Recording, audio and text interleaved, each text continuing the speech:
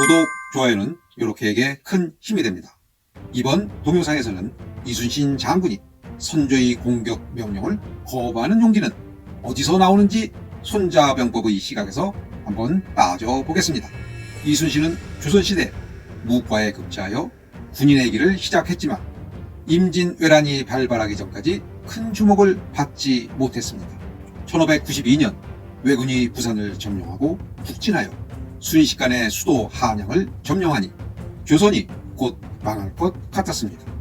그런데 이순신 장군이 전라수군 절도사로 부임한 이래 꾸준히 왜군의 침략에 대비해 왔기 때문에 남해 바다를 왜군의 공격으로부터 굳건히 지켜낼 수 있었습니다. 왜군은 예상하지 못한 이순신 장군의 출현에 당황했고 전쟁은 장기전에 돌입합니다. 1597년 1월 선조는 왜군이 흘린 이간계에 따라서 부산포를 공격하라고 이순신 삼도수군 통제사에게 명령합니다. 그런데 이순신 장군은 선조의 명령에 불복종합니다. 손자병법 3장에 있는 군명 유서 불수, 즉 임금의 명령도 따르지 않을 수 있다는 주장을 실천한 것이죠. 그러면 이순신은 왜 선조의 공격 명령을 따르지 않았나요? 손자병법 10장에 보면 전도 불승, 주왈 필전, 무전 가야라고 쓰여 있습니다. 전쟁에서 이길 수 없는 상황에서 임금이 공격하라고 명령해도 그 공격 명령을 거부할 수 있다라는 것이지요. 여기에서 당시 상황이 공격해서 이길 수 있는 상황인지 이길 수 없는 상황인지가 중요합니다. 이순신은 부산포 공격은 무모하고 잘못하면 부산포 공격에 동원된 조선수군 전원이 몰살당할 수도 있다고 판단한 것이지요. 왜 이길 수 없다고 판단했을까요? 변화무쌍한 바다에서 적을 공격했다가 여의치 않으면 작전상 후퇴, 즉 섬에서 잠시 피신할 수 있어야 하고 육지에 배를 댈 수도 있어야 합니다. 그러나 부산포로 가는 주위의 모든 육지와 섬이 왜군에게 점령된 상태에서는 그런 대응이 불가능하다고 본 것이죠.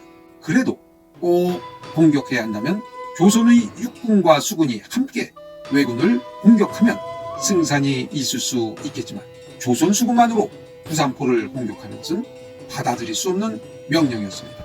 그래서 이순신은 선조의 명령을 따르지 않았습니다. 왕정시대에 왕이 법 위에 군림하는 시대에 왕명을 따르지 않고 무사했을까요? 선조의 공격 명령을 따르지 않은 이순신의 마음은 편했을까요? 심장이 쿵쾅거렸을 겁니다. 왜냐하면 생명의 위험을 느끼면 파충류의 뇌가 작동하면서 심장이 두근거리기 때문입니다. 손자병법 10장에 퇴불피죄라고 쓰여 있습니다. 뒤로 물러설 때는 죄를 피하지 말라. 이순신 장군은 선조의 공격 명령을 거부한 것에 대한 처벌이 두려웠지만 처벌을 피하지 않았습니다.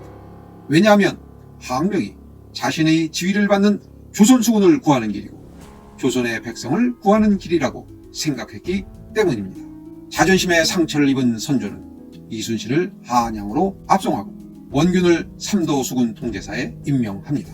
이순신은 한양 감옥에서 이렇게 말합니다. 죽고 사는 것은 천명이다. 죽게 되면 죽는 것이다. 이순신 장군은 이미 죽음을 초월하였기에 항명을 할 수 있었던 것입니다. 선조는 남이신을 한산도에 파견하여 현지 조사를 지시합니다. 남이신이 현지에 도착하니 병사들과 백성들은 이순신 장군이 무고하게 잡혀갔다고 억울함을 호소하였지만 이순신이 머뭇거려 부산포 공격 기회를 놓쳤다라고 보고합니다. 이순신을 항명죄로 처벌한다는 결론을 정해놓은 것으로 보입니다. 오늘 동영상은 여기까지 하겠습니다. 다음 동영상에서는 이순신 장군의 후임으로 부임한 원균이 어떻게 처신하는지 소개하겠습니다.